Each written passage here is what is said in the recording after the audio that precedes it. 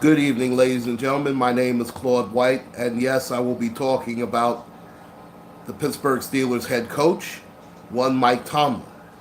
And yes, this is the Pittsburgh Steelers report. I realize that I'm a couple of days late, but I had to gather myself a little bit because that was such a heartbreaking loss on Sunday to the San Francisco 49ers. When you turn them over 5 times and still lose, that means you are a horrible football team. And I'm going to be honest, right now, the Pittsburgh Steelers are in the bottom 5 of the league, with the Miami Dolphins, in my opinion, being the worst team in pro football.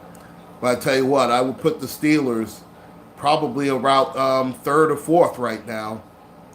I'd have, I guess, the Reds. No, the Dolphins are the worst team. I think you could. It would be fair to put the Jets as the second worst team when you look at their talent, even though they did lose their quarterback as well. Um, I guess the Steelers, if you want to say the Redskins, maybe. I think the Steelers are about third or fourth.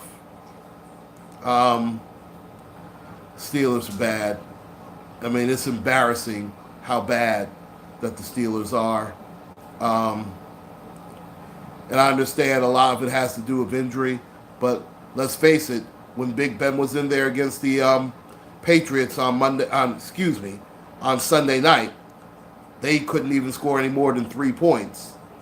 I mean, they did score 20 this past Sunday, even though the defense really set up their offense. Now, tonight's topic is, should Mike Tomlin get a pass for this season? Now, obviously, I do believe he should. He lost his starting quarterback in the middle of week 2. In fact, it was actually right after the first quarter. He hurt his elbow during the first quarter, of that game, and they almost beat Seattle.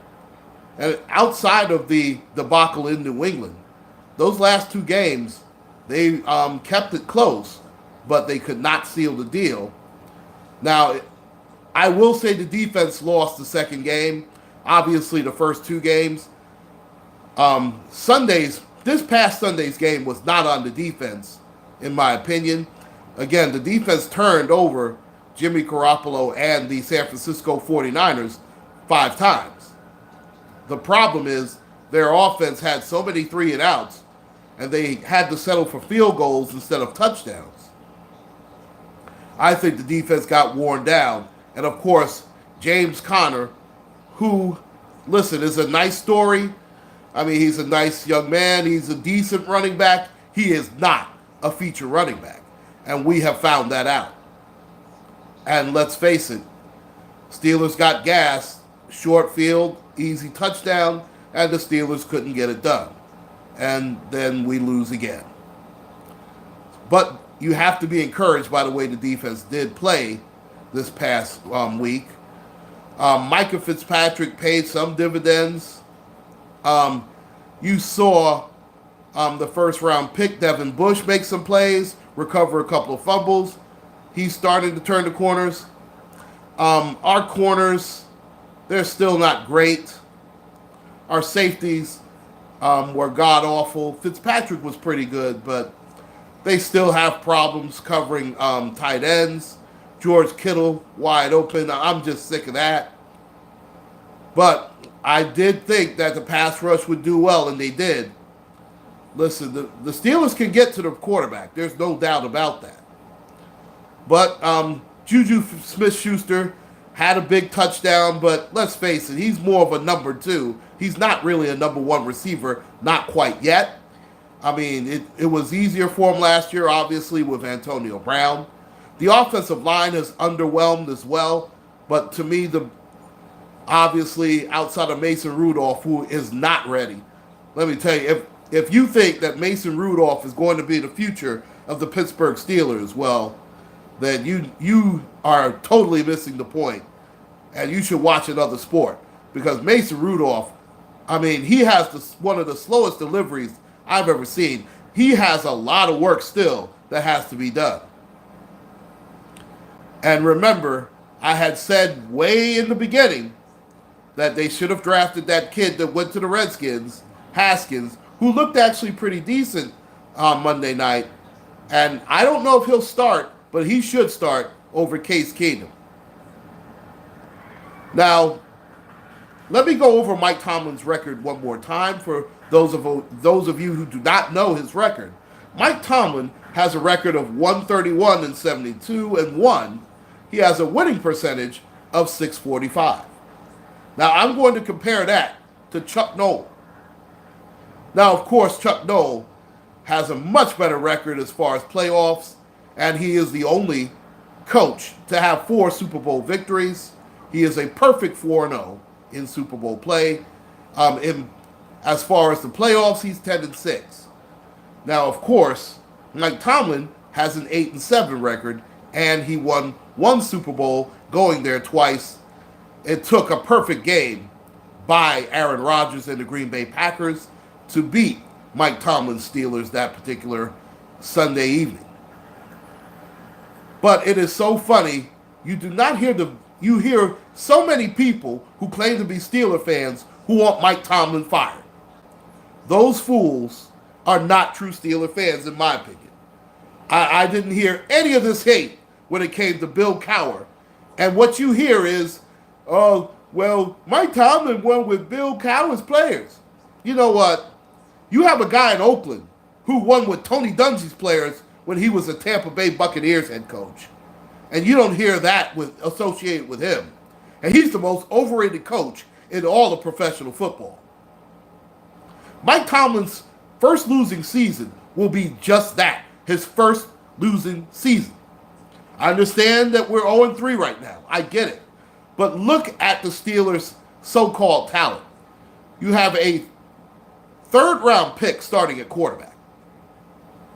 James Conner, I believe, was a third-round pick as a running back. Juju Smith-Schuster was a second-round pick. Now, the offensive line has underperformed as far as I'm concerned, and you're seeing some age there, especially when you look at the center Pouncey and you look at guys like Ramon Foster.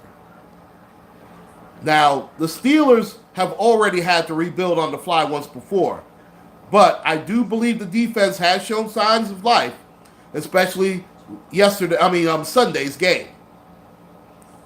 Do I believe Mike Tomlin should get a pass? Absolutely.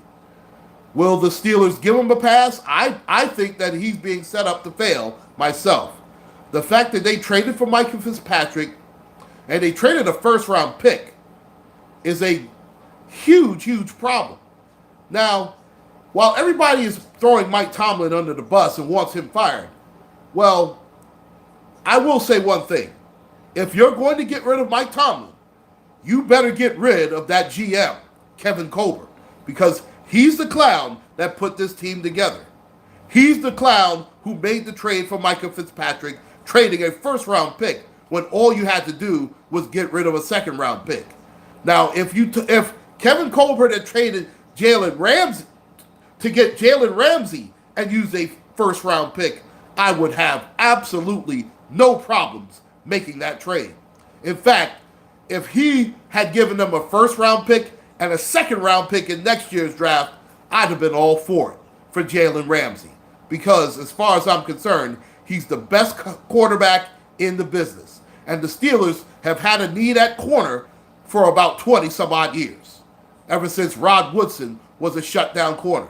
Now, Ike Taylor was the closest to it, and he's been sorely missed by the Steelers, but he was by no means a shutdown corner. The Steelers just have not had that player. I'm afraid that Mike Tomlin's going to get fired after this season if he doesn't finish at least 8-8, which to me is an absolute joke. I think if Tomlin does that, he's the coach of the year. Luckily, though, for the Steelers, as crazy as it sounds, nobody has run and hid in that division. The preseason favorites, the Cleveland Browns, How did they look this past Monday night? Excuse me, Sunday night. I keep making that mistake. I mean, at home, losing to the Rams the way they did, they can't protect their quarterback.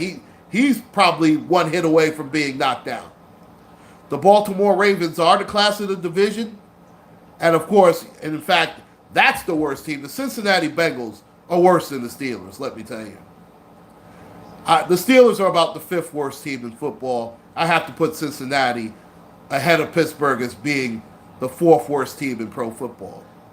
And I would not be shocked if the Steelers end up in second place ahead of Cleveland, because I believe in Mike Tomlin a hell of a lot more than that Cleveland coach. I do think that Tomlin I believe he'll go anywhere between 6-10 and probably about 7-9, 8-8. But I believe in my heart of hearts he's going to have to go 8-8, 9-7 in order to keep his job. And we already know most Steeler fans want Tomlin gone anyway.